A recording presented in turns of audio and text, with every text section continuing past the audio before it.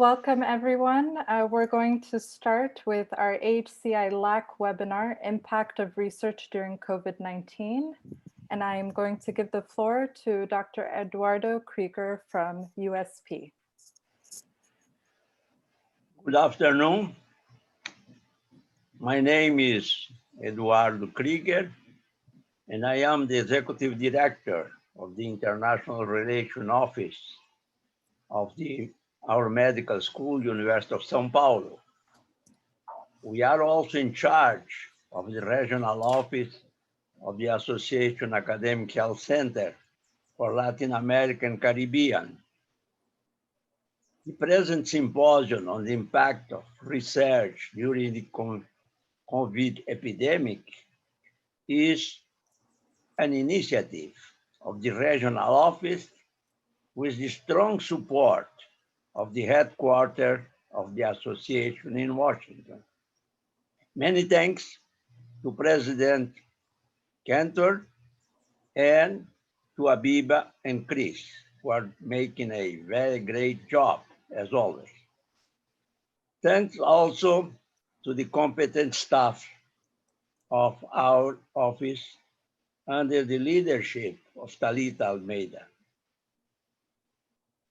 In name of our Dean, Professor Tarcísio Barros, we want to welcome all the participants of the symposium, and in a very special way, the invited speakers, Professor Rejane, Sabino, Amsler, Santos, and Chaparro.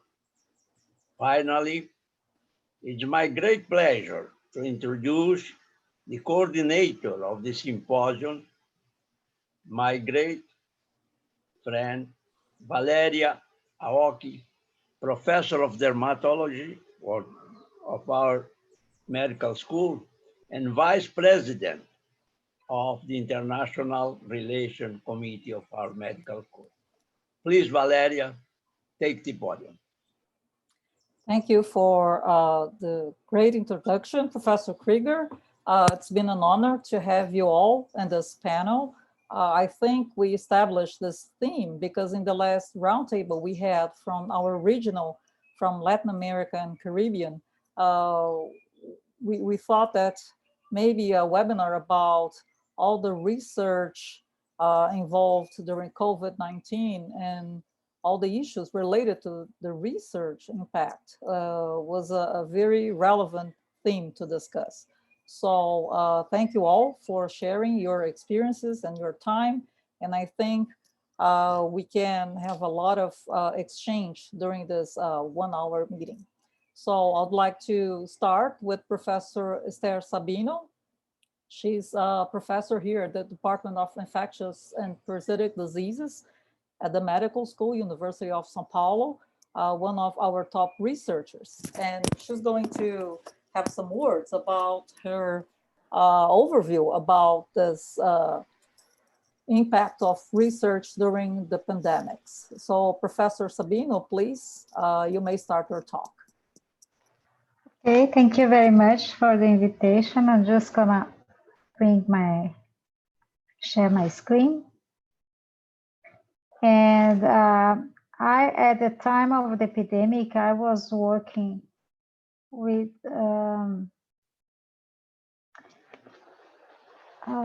we had just like last year received a grant from FAPESP and MRC.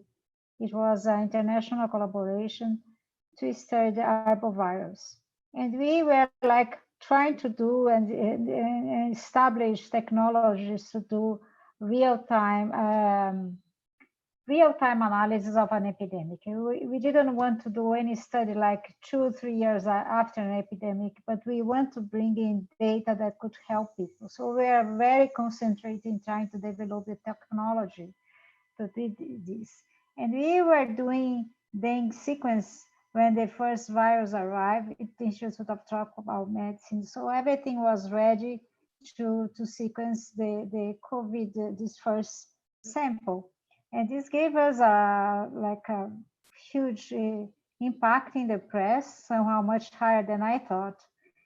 But it's important to know that the day we first detect this case, the city was full of people, 3 million people on the street. That day was Carnival. So we should expect, and later on when we realize the numbers, that Brazil had a start with a R naught that is a key number in terms of how many cases we would have, higher than what happened in Italy and France, for example. So we were expecting a huge epidemic. And I was at least quite anxious with all that. And so one thing that to do to show this seems to be an easy number to get, and perhaps in Europe everything is ready to go and measure these numbers. But in Brazil, even our group, we were not ready to get the data and try to do this analysis. So everything had to be learned together with the group from England. So this is an important thing to think how key is to have this same kind of group that do together with international, some groups that have more experience in an area than the other. We were doing a lot of sequencing, we were ready to go, but all these numbers and how to organize and how to establish, understand the epidemic was hard for us at that time. And indeed, like even the data, so to understand how it worked to get the data from the Brazilian Ministry of Health was very hard, especially because there were changes in the way the notification system was done. And indeed, at least in the beginning, the way that Brazil was responding was somehow organized, but we had the political problems that changed the first and then the second minister. And this made it even more difficult to understand the data, to understand the impact and to do research even related to COVID. So it's very hard to do research during an epidemic, even if you are working with that epidemic itself. And all the initial interventions, it did decline the numbers. So when you look, at least it could have been much worse early on. And indeed, it was really bad in some areas of Brazil, like the Amazon and Pará. But at least in São Paulo and some other regions, the epidemic went slower. We did flat the curve. As you can see, this table showing the number of cases per million. The evolution was, this is number of deaths, sorry. It went slower, but it never stopped. And now we are reaching the numbers that the most, like Spain, Italy, in terms of numbers of deaths per million are arrived faster, but they were able to control, and we kept going, and doesn't look like we are bending the curve. So it's gonna be worse for sure here in Brazil. So during this epidemic, our main focus was to do the sequencing. But continues doing the sequencing, here is the paper we just published. It looks like much harder than we would imagine. First, you need a lot of people to do something to work under this. And these people need to be coordinated, and somehow people trust each other so you can exchange reagents and samples to do the sequencing. One of the main problems was, the first thing is that this sequence is that we did is based on materials that need to be imported. And the dollar went up. It was very difficult to do any importation. We had some materials here that ended quickly. Fortunately, we could get one extra importation, and this allowed us to do the study that I just presented. The other problem was how you get the samples to São Paulo, because everything had stopped. So we were not really, how do you bring samples from everywhere from Brazil? And the way we did it is that we worked with large private companies that do diagnostic. So they had, at that time until April 3rd, they have worked with 12,000 samples, and with 33% of them being positive, and they collect samples everywhere, and they have the infrastructure to bring the samples so we could sequence. So all this detail, and then we had other groups in Rio and in Minas Gerais doing the sequencing, and we wanted to send them reagents. That was another thing that we could not imagine, how difficult it was to send the reagents to them. So in the end, we were lucky we could get samples from 18 of the states, and most of the data to the samples were right near the day each state said the epidemic had started. So I think somehow the states and the infrastructure was more or less organized to detect the first case, but was disorganized to keep the vigilance that would be needed after the first case arrived. So in this study, we could find out that there are about 100 sequences that enter Brazil, but only 3 of them spread over. And so in the end, it was nice to have this, not being so much like as I was kind of worried when there was such a big press release because of one sequence that I thought, well, this is not going to be publishable in a good journal, and then we'll make everybody show not the impact of the Brazilian science. At that time, we were still having a lot of discussions, and the scientists are losing the capacity to keep the money they used to receive, and I think it's only going to get worse. So being in the press was something that I found that we should do, and be all the time taking care of giving the correct answer to the public. So fortunately, we were able to complete this study. And I think for now, I think what changed in the end, and I think it was very important for my group, was that to have this establishing this linkage with other people and the capacity. Somehow the epidemic forced us to connect with people that we would not connect in any other opportunities. So it would take much longer for me to know people, like people from IPEA, people from the Imperial College. So slowly we end up meeting lots of other groups to do some kind of research linked to COVID. So I was asked just to give like 8 slides, and sometimes I speak fast, so I guess I just want to give a really overview of what happened, how we managed to do, and I think what end up being key is what I just said, the capacity of like I think we established groups that will be easier for us now in our next epidemic to work. And thank you for the invitation, Valerie. Well, thank you very much, Professor Sabino. Congratulations on the publication. We celebrate. I think it's very relevant here to stress out that Professor Sabino was the pioneer of this discovery of those genes. So it's really, it was in the beginning of the pandemic. So it was a very hard work with many collaborations. Thank you, Professor Sabino. We're going to open later for discussion. So we'll move on, and I have the pleasure then to invite our next colleague. It's going to be Professor Kurt Amsler. He's the Associate Dean for Research and Professor of the Department of Biomedical Sciences at NYIT, College of Osteopathic Medicine in the United States. Even though it's a Latin American regional, he's one of our guests to explain to us a little bit of the North American overview, including him and Mexico. Okay, so Professor Amsler, be our guest. Thank you.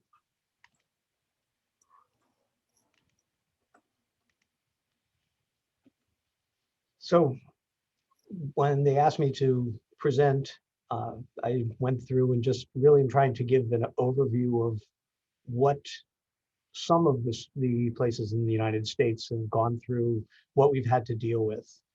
So I'm located in Old Westbury, which is on Long Island in New York. So we were one of the early places that were hit in the US, and the New York area was hit pretty hard in February, March, and April. Next slide, please.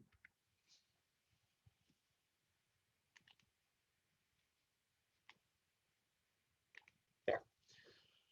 So in general in the US, what happened was, as I think probably all of you have heard, is we ended up having a state by state response throughout the country, and there are 50 states, which meant there was a wide variety of responses, and they probably were based mostly on how or when the virus was really started affecting that area.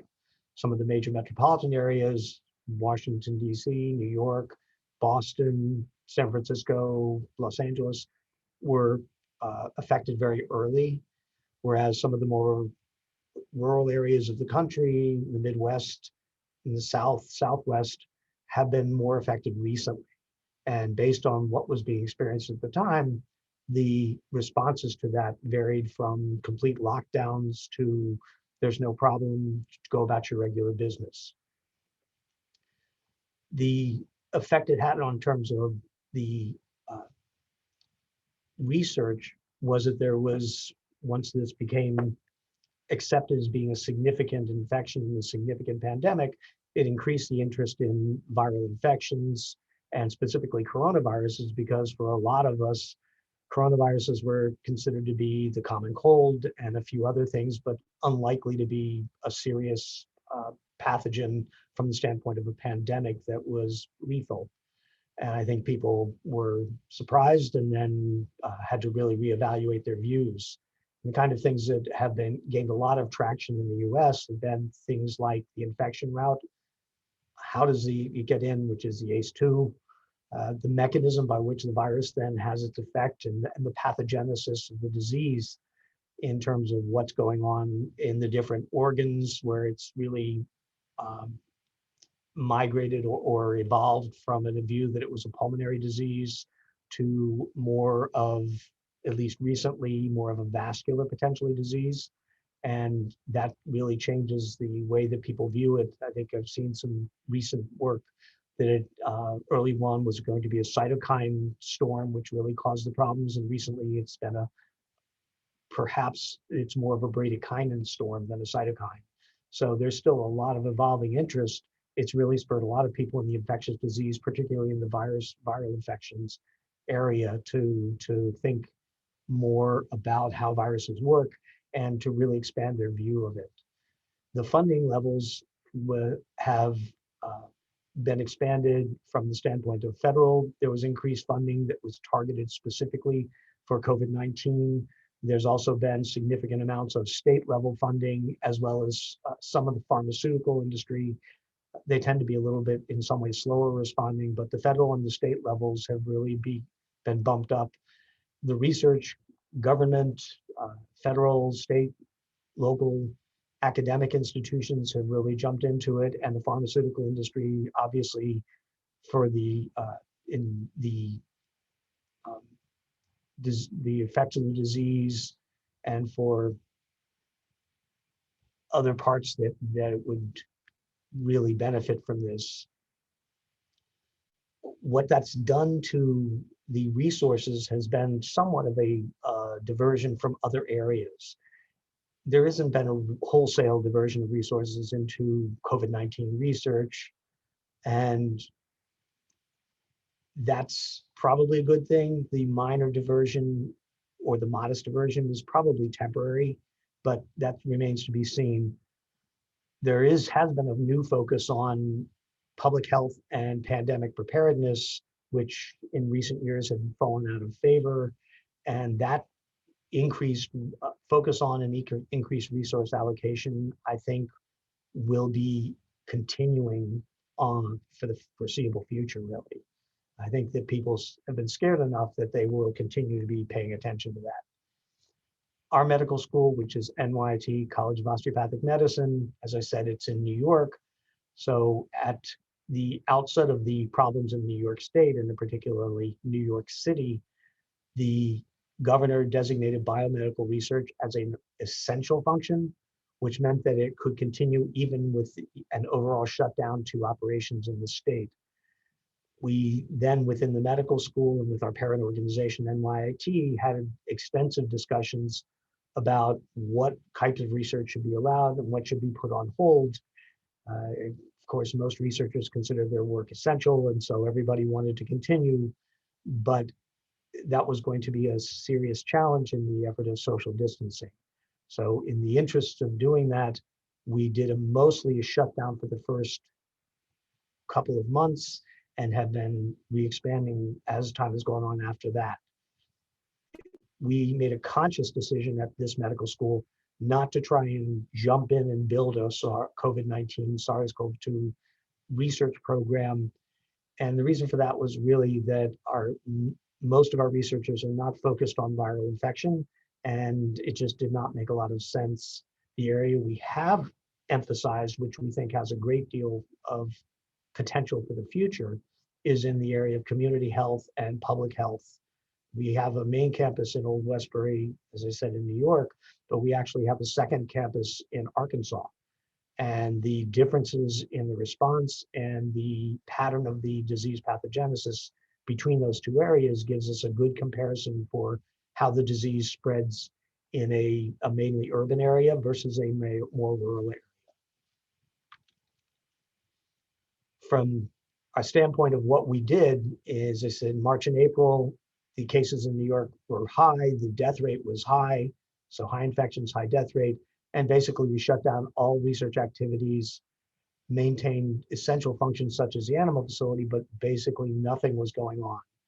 In May and June, as the infection rate and the death rates began to decline in the New York area, particularly New York City, we restarted on a limited basis non-human subjects research with enhanced precautions, and I'll get into that in a second. And July, August, and going into September, our infection rates and death rates are now very low. Our infection rate is well below 1%. And so we've expanded the non-human research activities. They're up to about 2/3 of normal. And we've restarted human subject research with enhanced precautions. And what are those enhanced precautions? As you'd expect, the daily temperature checks and illness questionnaires. We require that face masks or face coverings are worn at all times on campus. And that has been an increased cost because the school has been acquiring and distributing those PPE. Everyone is required to maintain a physical distance of at least 6 feet whenever possible. So that means we've had to kind of cut down on the population density, including our students. When physical distancing is not possible, such as in hands-on human subject research or in some of the classes, the labs, the researchers are required to wear both a face mask and a face shield and to use gloves. The subjects are required to wear a face mask at all times. Again, we've had to provide those. That's caused additional costs up and down. And the procedure rooms, laboratories are now cleaned and disinfected multiple times per day.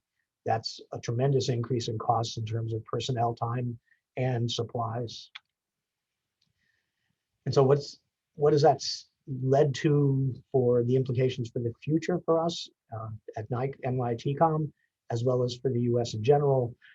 Overall, all research has been slowed significantly. I've talked to people around the country, and everyone has had to cut back at one level or another. And as the disease has sprung up in one location after another, that cutback has become more severe. So I think all of us are affected substantially. Some human subject research is still not practical or possible, and it's going to vary by state and locale based on infection rates. That's going to affect from a school standpoint and a faculty member standpoint, which is becoming a concern as I get more and more emails from faculty here. How does that affect your publication rates, grant submissions, and funding, which for us is really our lifeline to continuing our careers, whether it's through tenure or in contracts. As the implications are for faculty, it's the evaluations. Did they meet their expectations? Is their contract extended, or do they promoted to get tenure or not? And with a decreased ability to apply for grants and do the research that will provide the data for that, that's become a significant problem. And for the health center in general, the budgets have been massively affected by the decreased numbers of patients. People are still hesitant to go to the doctor. There's been a lot more telemedicine employed by us and by pretty much everyone. And there has been adjustments at the federal reimbursement levels based on doing telemedicine, but it does not cover the costs that have been that are lost from the numbers of patients who have stayed out. And it's become a health problem from the standpoint that these people in some cases are ignoring serious problems until it's so far along that they're gravely ill. So those are some of the issues and the challenges that we faced and appear that we're going to continue to face for the foreseeable future. And I thank you all for that.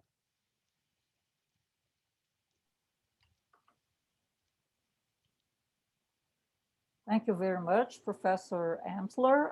It was a very clarifying slides about the situation, and I think it's reproducible all over the places. We're going to discuss it later. Yeah, so thank you. We're going now then to invite Professor Arturo Santos. He's appointed as Associate Dean for Research and Postgraduate Studies of the School of Medicine and Health Sciences at Tecnológico de Monterrey, Mexico.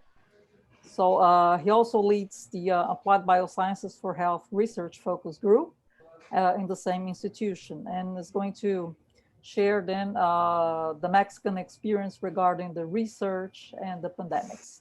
Thank you, Professor. So thank you, Dr. Aoki. Thank you for the invitation, and thank you for giving me the opportunity to share the TechSalud research experience during the COVID-19 pandemic. Next slide, please. TechSalud is as a leading academic health system, perform an evaluation of potential risk related to the COVID-19 pandemic, even before an established phase 2 in Mexico at the time when China and Europe were at the peak of the contagion. The observation of the global environment allowed us to analyze and create a strategic response. TechSalud created a COVID-19 committee to evaluate how the pandemic will affect Mexico, the healthcare sector, and our institution. This allowed TechSalud and Tecnológico de Monterrey to support their decision-making and respond quickly to the upcoming challenges of the COVID-19. Next slide.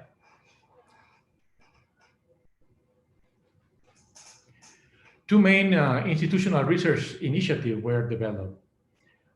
First, focusing research capacities to provide a rapid response to contribute in finding a cure or treatment and generating scientific information to prevent and fight COVID-19. And second, developing new strategies for post-COVID-19 pandemic research, defining the main institutional research areas of interest, finding alternative sources of research funding, and privileging interdisciplinary and translational research. Next slide. In terms of COVID-19 rapid research response, our institution is participating in national and international multi-center clinical trials that evaluate the effectiveness of drugs against COVID-19. It is evaluating those interventions that, while receiving media coverage, lack of robust scientific evidence. The aforementioned in order to determine which trials improve the likelihood of benefiting COVID-19 patients. And lastly, promoting translational research with an interdisciplinary approach focused in generating our own technology for prevention, diagnosis, and treatment of COVID-19. Next. This table describes the ongoing and planned clinical trials as part of the COVID-19 rapid research response. As you can see, there are many clinical trials that our medical staff is working on it. And we hope to get very useful information in order to adapt new protocols to diagnose or treat patients with the COVID-19. Next slide. This is to show some examples of translational research. On the left, some developments that are already in use. As you know, at the beginning of the pandemic, we were lacking on some personal protection equipment. So the university, the Tech Salud, started working on developing with our own technology some of these equipments in order to provide, especially to the health system providers, this kind of equipment. And on the right, two projects that are ready to be transferred. I have to emphasize one of them. This is the mechanical ventilator. As you know, there was a lacking of this kind of equipment that is, at least at the beginning of the pandemic, was known as mandatory in the treatment or care of those patients with very severe conditions. So as an institution, in collaboration with some other hospital units in Mexico, our biomedical engineers were able to develop this technology that now it just obtained the registration and is being very helpful to treat patients with COVID-19. Next slide. Developing new strategies for post-COVID-19 pandemic research is mandatory. Definition of the main institutional research areas of interest, finding alternative sources of research funding, and privileging interdisciplinary and translational research are some of the strategies adopted by our institutions. Next slide. And finally, as a leading academic health system, Tech Salud is committed to continue contributing in the fight against COVID-19 and keep up with the rapid research response. Nonetheless, the development and implementation of innovative strategies for research in the post-COVID-19 pandemic are required. Thank you for your attention.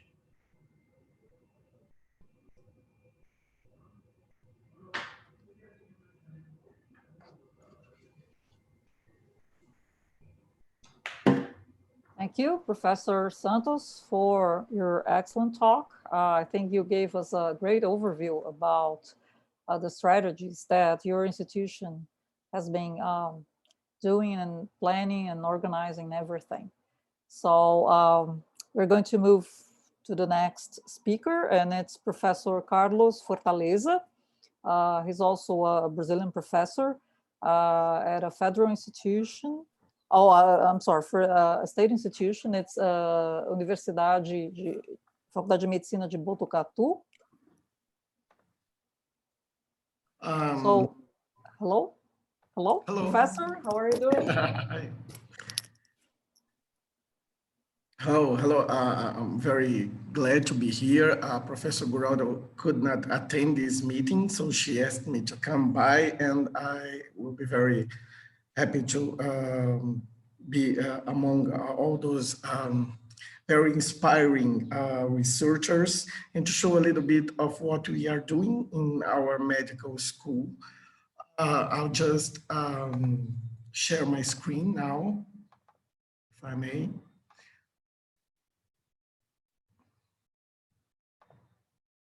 So we are state medical school, a public school in inner São Paulo state, Brazil. And as we faced the challenge of COVID pandemics, we were impressed with the idea that this is a pandemic of inequalities and that it should have a heavy burden on more socially vulnerable populations. And we were especially concerned with people living in the inner areas of Brazil. We are a university in the inner area of São Paulo, and there is this big inner area of Brazil. You know, this is the a very great change in human development indexes in these inner areas, but it's still a more socially deprived area than São Paulo city, which is located here. And so we were very concerned about how would COVID enter this inner area of Brazil. And this is an area where they should have a shortage of mechanical ventilation and other intensive care unit supplies. And also we had previously done research on studying how multi-drug resistant organisms spread into this area, so through hospital networks. And so we thought that we could at least first see how this network could respond to COVID-19 pandemics. And as you see, the cases, they seem to be distributed in an area similar to the hospitals, but one might bear in mind that these hospitals, which are in white circles, they are very small hospitals, often with less than 50 beds. So we also devised a kind of response that would have a research in epidemiology, geography, clinical studies, virology, and there's another circle which we didn't include here, but which are the humanities. And we are working with people from the humanities, sociologists and psychologists and other researchers. Well, the first thing we found out was that there was no use of going for Cochrane biased research. I mean, evidence-based medicine couldn't say anything, as we wouldn't have a randomized clinical trials, and many of the issues were not even possible to be addressed by clinical trials. So we thought of a very fallible science of trying to reduce uncertainty so that we had a way to improve response in inner Brazil.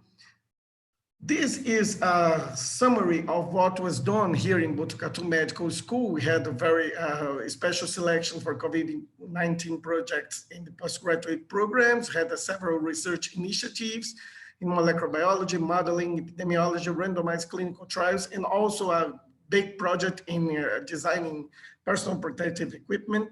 And we had a lot of hospital activities and how we dealt with graduate courses, which was in constant interface with research, as we'll show soon.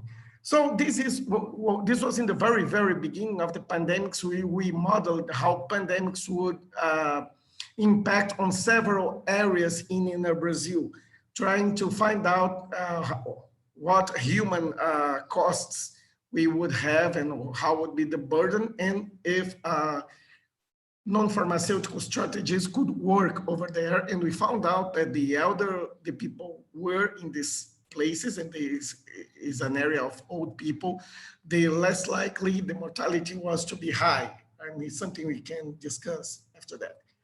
This was work with the geography department of our university. We traced the possible routes of spread of COVID-19 based on swine flu, the pandemic flu, and it eventually followed exactly these routes, which are the highway routes, and these cities which were most importantly affected in the state were the regionally important cities.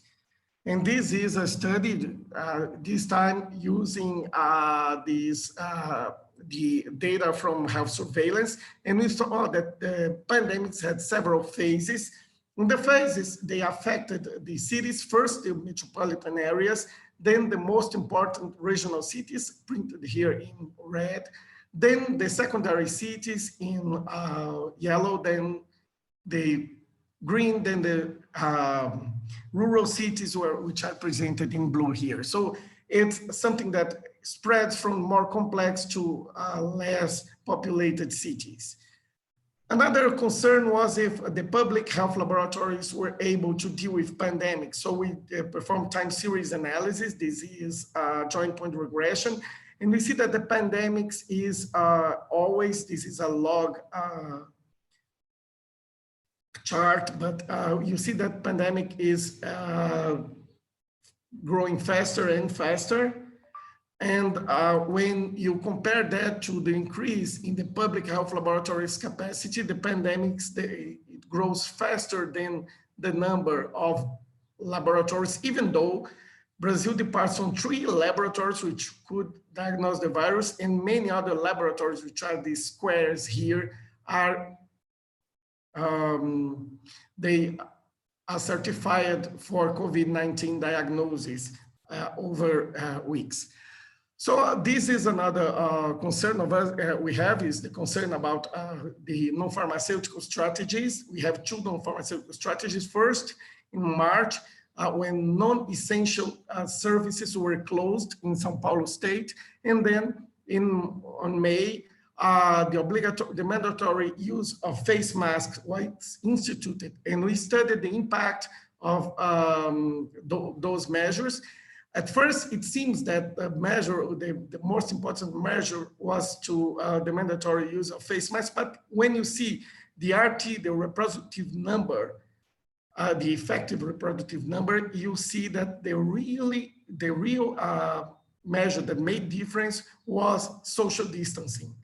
It was really a greater impact than the mandatory use of masks here.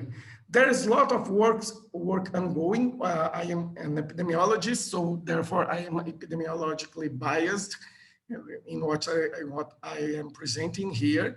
But I would like to rapidly present what we learned from research and introducing our practice. This was a strategy for limiting the spread of COVID-19 inside our hospital through screening, focused infection prevention and control approach, and safe COVID-19 care. And this is something interesting because we already had our usual way of performing molecular diagnosis for any patients in our city with flu-like illnesses. And it was like they called a call center, and they were sent to primary care units or to a COVID-19 outpatient service or to an emergency room, depending on the severity. And all diagnosis was molecular. There was also the patients who came to our laboratory because they were healthcare workers with COVID-19 symptoms, and they were screened. They are screened daily for those symptoms. There are those patients who are severe and they go to the emergency room, but this is what's new. We are performing sequential tests with saliva pool with up to 16 healthcare workers or medical students every 2 weeks. And whenever one is positive, we perform the individual test, and that area or that group of students is considered at risk because we do it in groups that work or study together. And with this strategy, we were able to identify some of asymptomatic or pre-symptomatic persons, and to manage the areas, repeating testing colleagues whenever one colleague was positive. We also had several educational strategies like online tutorials. We have tablet-based visits to COVID-19 patients, so their relatives would not be exposed. We also increased our capacity of negative pressure rooms in a partnership with a big company here from Brazil. And up to now, this is a little bit late. Up to now, we had no real outbreak in healthcare workers. We had several healthcare workers infected, but they do not work in the same place. We thought we had an outbreak in one area, which was the sterilization area. And then we discovered that everyone in that area had gone to a barbecue party, and more people in that barbecue party was infected. So it turned out that the infection happened in the barbecue party and not in the hospital. So this is how what I would like to present. We are using this strategy so that the students from the 6th and 5th year of medicine could come back to their usual activities. And this is how we benefited from research to ensure security in our hospital and safety for our students' return. Thank you. Thank you, Professor Fortaleza. You had already showed us your beautiful models for this study and mapping the disease. I think this is very relevant. So we're going to finish then calling the last panelist. It's Professor Chaparro from Colombia, Universidad del Rosario. Please, Professor Chaparro, would you like to join us? He's going to show us the Colombian perspective on the impact of research during COVID-19. He also works in the medical education, so please, Professor. Thank you very much, Dr. Valeria, and to all the attendees. Thank you for AAHC for this important meeting and the invitation to participate on the webinar. Well, I want to talk a little bit about the impact of research during COVID-19, but I add this to the title, that it's a Colombian perspective. As Professor Valeria just mentioned, I work as the head of the medical education department at Medellin University Hospital and also as a faculty member of Universidad del Rosario. So first of all, and for talking about the Colombian perspective, it's important to put on point what's Colombia, where we are and what had happened in turn about the pandemic. So what I'm showing you in this moment, it's the daily report that the Ministry of Health published in different social media for informing people, general population, what's happening about the number of new cases and infected people. So as you can see, this is the report of yesterday that the ministry published. And we can see that for yesterday, we had more or less more than 600,000 cases in Colombia. Colombia, we are a country of more or less 40 million people. And here it's the capital, that it's Bogota, DC. And it's a place where we are located as a university and also as a university hospital. We are compound more or less by 8 million people. And just Bogota had added 272,000 cases for all the country. So you just can imagine that we had a big responsibility around the pandemic.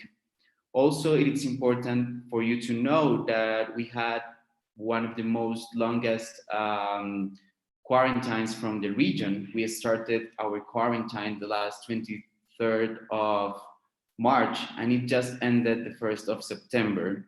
We were on quarantine, complete lockdown for more or less 5 months. And all around this context is where our hospitals and our university is located. So we are a university hospital. Actually, we are 2 university hospitals, and we are called a hospital network. And we have between the 2 hospitals more than 500 beds for general hospitalization and 140 ICU beds for intensive care unit. We represent for the capital city, for Bogota, 7% of all the beds available for attending patients in the city. And more important is that we added 79 beds for intensive care unit for attending patients positive for COVID-19. So with this context, what we can say about COVID-19 is that the pandemic has shown local, regional, and global problems. Some of them new problems and some of them old problems. I just bring some of them. For example, we just noticed or re-noticed social, economical, and education inequality. And this is more evident across technology and access to information inequality. We also identify research and molecular diagnosis capacities inequalities. At the beginning of the pandemic, for March, we don't have a strong system for making diagnosis and follow-up of patients. We also notice health workers' burdens, and especially working conditions for these health workers were not good enough for the pandemic. And for last but not least, we also identify an increased high risk for mental health issues, product of the economical problems, the social problems, and of course of the prolonged and long-lasting quarantine for the country. So all these problems had show opportunities for research, and that those can be 1, 2, 3, 4, and so on, opportunities of research for the country, as I mentioned, locally, but also regionally, especially, and global, of course. So I think that for this moment, an important conclusion that we can take out is that the COVID-19 pandemic is a public health emergency of international concern, of course, and it has posed new challenges to the global research community. That's the first thing. And this is an important conclusion that has been noticed for many countries or the globe, the world in total. That's the evidence that we had academic articles where they present, for example, the areas of academic research with the impact of COVID-19. This is interest of different researchers around the world. And also another example is this one, when investigators and participants in clinical research give their point of view about making investigations around the COVID-19 pandemic. I am presenting here some of the way the investigation had behaved during the last months and years. And you can see how it had been an important increase during 2020 around the publications related to the novel coronavirus. But when we go to see the topics about these new publications, we see that more than 50% of the publications are around medicine, followed up by immunology and microbiology. And we don't see other sciences like social sciences present on this important increase of research. So the question here is, we know that we have new concerns, new problems, new questions for making research, but probably we are not making research on what we had to for this moment of the pandemic. Here are the way the different countries behave in number of publications around the coronaviruses before the pandemic and nowadays around the COVID-19. And with the arrow, you can see Colombia again. And we haven't had an important behavior around the publications related to COVID-19.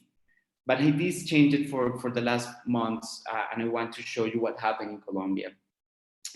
By the end of 2019, we had a new ministry that it's called MinCiencias, that it, for real, it's the Ministry of Science, Technology, and Innovation. And as I told you, it's a brand new ministry, just started on December of 2019. And a couple of months after it started, it has to face probably one of the most important and biggest challenges around science, and was looking for solutions for the new pandemic. So they had this call for research proposals around COVID-19, that what it's called in Spanish MinCienciaton, that it was making reference to the Ministry of Science marathon. Why the marathon? Because just in 2 days, 25 and 27th of March, researchers all around the country were called for presenting proposals around COVID-19. And they had a budget of $6,500,000 for helping the development of these investigations. What happened is that they let people apply for 4 different lines of investigation. The first one was public health. The second one, the rapid diagnostic systems for COVID-19. The third one, the strategies for the prevention and treatment of COVID-19. And the last one, the medical devices that ensure safety for health workers. As you can see, these lines are related to the new concerns and problems that the pandemic showed off at the beginning of it. There were more than 500 proposals presented to the ministry, coming from 25 departments. We have 32 departments. This means that more or less the 78% of all the country was represented on these proposals. And only 25 of them were selected. From the 531 proposals, 25 of them were selected, and Mederi, my university hospital, and my university was selected for one of those proposals. And I want to share you a little bit of what was this proposal and what we learned from this proposal. This is the title of the proposal. It's about the identification of genomic variants in the SARS-CoV-2 viral genome through massive parallel sequencing and its correlation with COVID-19 clinical outcomes. We were making epidemiological surveillance of the genomic and clinical behavior in the epicenters of the pandemic in Colombia. I just highlighted some words that are clue for understanding why this proposal was attending different lines and needs of the country. Of course, we are interested in understanding the viral genome, how it changes in our country. Also, we were exploring the use of new technologies, the massive parallel sequencing technology, and also we were making epidemiological surveillance around it. So we were talking about diagnosis, we were talking about public health, but also strategies for prevention and treatment if we understand on a good way the viral genome. The project consists on picking up from two important hospitals of the country, Mederi, one of it, and Fundación Valle del Lili in Cali, another, more or less 1,000 samples from patients affected by COVID-19. These patients may have different clinical behaviors, some of them severe outcomes, others mild outcomes, and even some of them patients that were treated outside the hospital. We take from them smears of the genome viral, and then we send it to one laboratory, pharmaceutical industry laboratory, for analyzing that genome, and finally make some correlations between the variants that we find on the viral genome and the behavior that the virus had in the patients. What we learned from this project, the first of all, is that it shows us that we have the capacity for working with other institutions, not just from our city, Bogota, that is the capital, but bringing and calling other institutions in the region of the country. And that's the way we work with Fundación Valle del Lili, but also bringing the universities that are behind those health institutions, for example, Universidad del Rosario.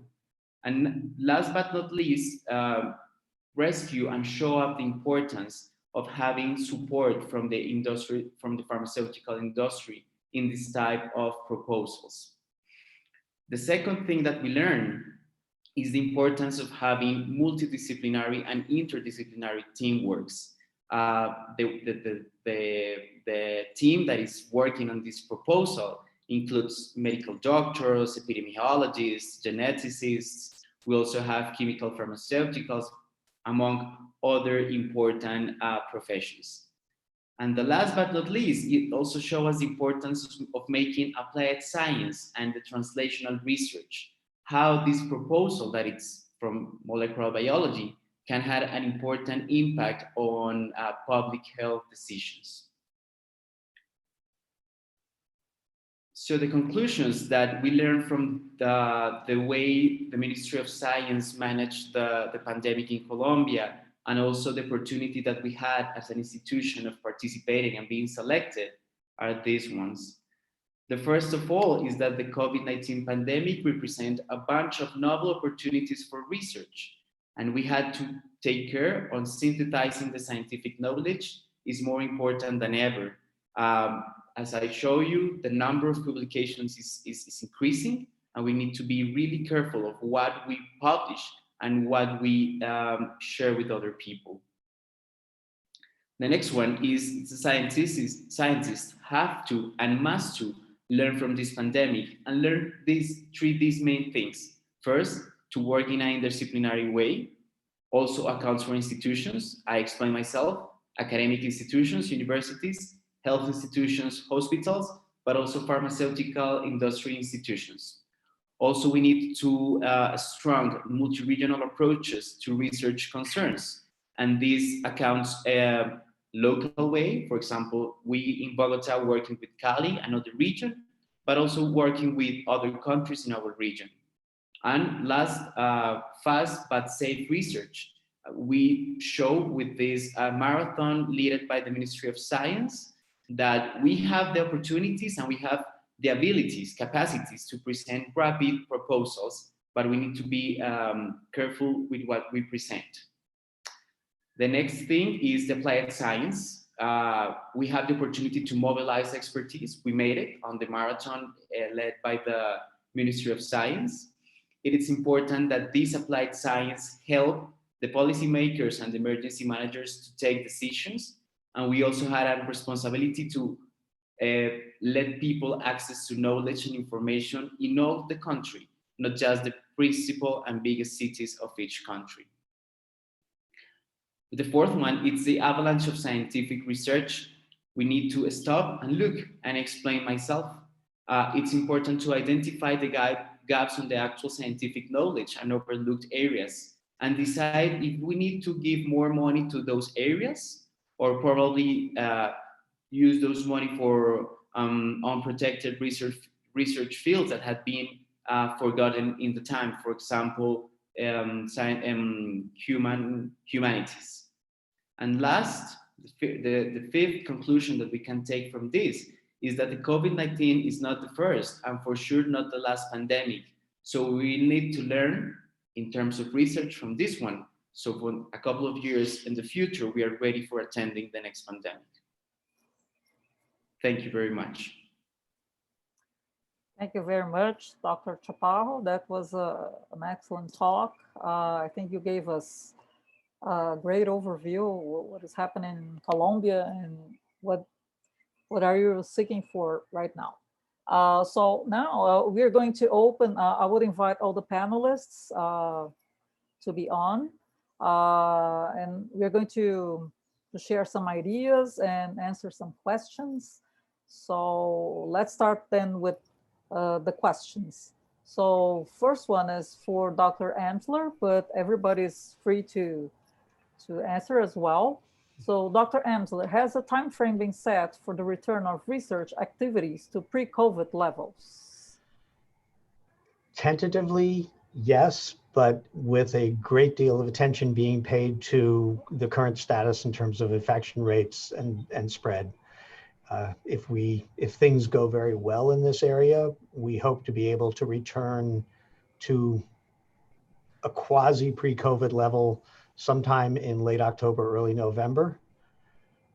But there is just a great deal of concern in the US. College started. We just started with new classes, people coming back from summer vacations. And I assume some of you may have heard, we've already had a number of schools that have had to shut down and go to completely distance learning because the infections rates just started spiking. Students collected for parties, that spread it, and they've literally shut down a number of schools, including some in New York. So tentatively, yes, but with a very clear eye. Our students return starting tomorrow, our undergraduate students. And so at that moment, everybody's going to be watching for the next 2 weeks to a month. We hoped yes, but with an eye towards, we'll find out. I would like to listen from the other panelists. What are the strategies regarding this return in your institutions, at least till the end of the year? How are you informing this to your students, graduates, postgraduates, and so on?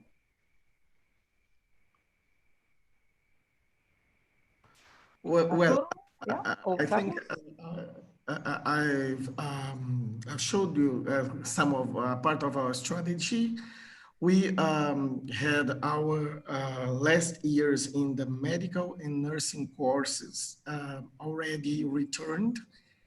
And the rest of the students, they are having online classes, but we are having a very, very strict look at the reproductive number, and we only classes after the reproductive number is at least for 2 weeks below 1. And we are gradually returning the research activities not related to COVID, which is a problem for several researchers here and postgraduate students, etc. But mainly using that strategy based on the saliva pool and testing and with daily screening for flu-like illnesses. And we hopefully, we think that we're not that optimistic about COVID in Brazil. We think we will only reach a comfortable situation and by the middle of the first semester of next year, indeed.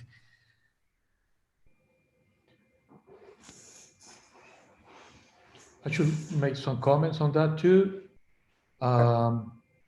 At Tecnológico de Monterrey, we implemented a hybrid flexible system in order to being able to keep some courses online and having pay some of our students to come in and take some presence courses as well. And just answer the question specifically, when we are expecting to return to the level we had in the pre-COVID-19, I cannot answer that.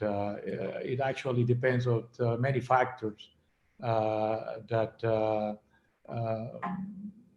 made us to refrain of having an expectation. I was telling you earlier before this webinar that we think we are going to complete this semester, you know, at the end of December, with this model of hybrid, flexible kind of model. But we have to modify our facilities in order to assure that the safety for students and collaborators. And one aspect that we modify in our laboratories, because we are allowing our students, postgraduate students, to come in and do their research there, their laboratory work, we reduce the density to 30%. Of course, we are increasing the timing in which they can use the labs, but no more than 30% of the usual capacity. Just emphasizing my answer to that, we don't know. Esther, would you like to comment on this, the returning activities? Yeah, I know it made me remind something that we made a group and for the University of São Paulo, and we are trying to restart the activities in research. And there is this big debate and trying to make systems to control, like how people, if people are having any symptoms, so you know immediately. So we are trying to develop this kind of system of information and then testing, and then try to understand who are near that person. But it's kind of not so easy as it is when we design. So we think it's easy, but when we try to put in real time, live, it's not so easy. But we are pushing. My understanding is the University of São Paulo is trying to go back on post-graduation laboratories, you know, next October. So still, but we are trying to put something that would control entrance related to symptoms, not allow people with symptoms get in, and more or less try to see how anytime you detect a positive, how we're gonna close areas or something like that. Valeria, just one quick comment. I guess everybody is focusing in basic science research, but you know, as a hospital unit or an academic health center, we also working in clinical trials. And no matter what we do, most of the patients that are enrolled in some of these clinical trials are in that group of age that are very vulnerable. So we are not have them ready to get for an evaluation whenever they are supposed to be in there. So if there is an aspect in research that is severely affected by this situation, is clinical research. And when are we going to get back to the level of the clinical trials we had before the pre-COVID? Again, we don't know. Yeah, exactly. I think this is a huge problem for us as well. Maurice? Oh, Kurt, yes. Just going to say, I absolutely agree. We have one of the major programs we have is Parkinson's disease. And there are ongoing clinical trials, including, in our case, an osteopathic manipulative medicine trial, which is hands-on manipulation of patients in a clinical trial. That has been one of the real challenges, as they really want to get back to doing this study. And so what we've done at the moment, because right now New York is about 0.6 infectivity rate, so it's below, well below 1 and looks decent. They have all, as I said in the slide, everybody has to wear a mask, and all the clinicians have to wear face shields, and all the practitioners. The subjects must wear a mask during the whole thing. Practitioners have to have gloves on, and there is significant follow-up in terms of any symptoms, any suggestion. And as Arturo was talking about, the real concern that with a vulnerable population, it doesn't take much. And so there's a real concern, and we've gone back and forth about this a lot. But that clinical research, especially with vulnerable populations, is a huge worry, I guess is the right term. You don't want to stop research, but you don't want to put anybody in danger. Thank you. Dr. Chaparro, would you like to address this question as well? Yes, thank you very much. Well, it's important. I wanted to share you, this is a perspective from the hospital, from our hospital. We never stopped practices for medical interns, last year students from the med school, and either we stopped it for medical residents. They continue their practices during March till now. We stopped the practices for undergraduate students, and they just came back to the hospital the 1st of September, 1 week ago. We get really prepared for them. We also reduce the capacity, as Dr. Santos mentioned. We before had, 1,000 students, and now we had no more than 300 for preserving social distancing. And also we teach them how to behave in the hospital. I think that's a big concern and responsibility that we had. It's to teach them how to behave in a hospital, so they don't think or trust that because they are on a hospital, they can leave behind the biological recommendations of protection that we had. That's what we have been made now at the hospital. Mm-hmm. Great. Dr. Fortaleza, you have to find us, a lot of, models to implement here for the return. And I have a question for you. They're asking about, were there any new policies regarding social distance put in place after the outbreak among staff that attended the barbecue event? How did you manage that? Yes. We reinforced the education, and because we found out, and it's not something that we discovered first, because it was the director of the WHO had said before that most healthcare workers acquire COVID-19 outside their place of work, in their communities, in their houses, and that happens often. So what I think is that they should be protected inside the hospitals and also outside the hospitals. So we did reinforce the campaigns, the educational campaigns. All those persons were trained, retrained, and they were all the contacts were followed during 2 weeks, every day for symptoms, a very intensive follow-up.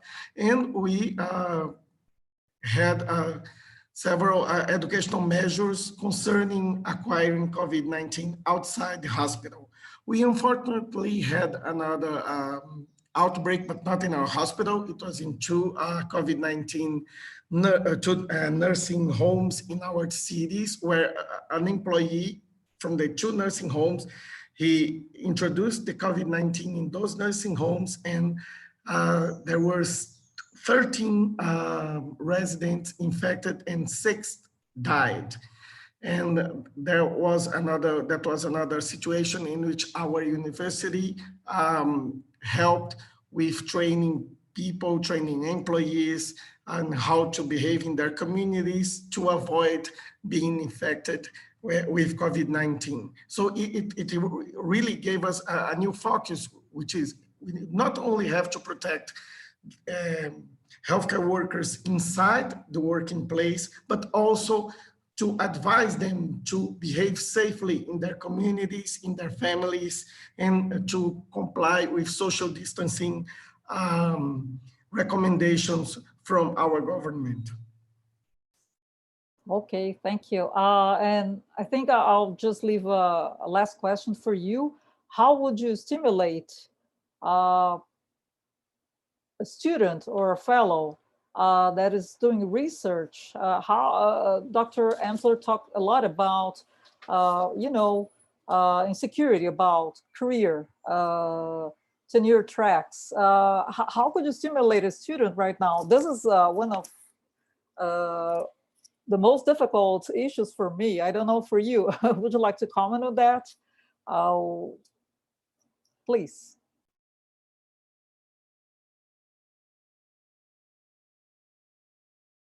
Sorry, who do you want to comment on this?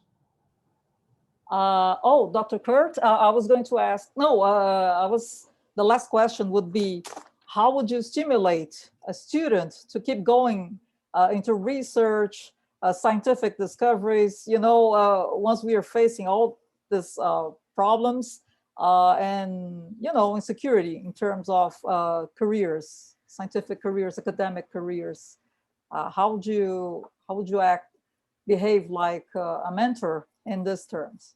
We actually, at least my experience here, we haven't really seen that being a big problem.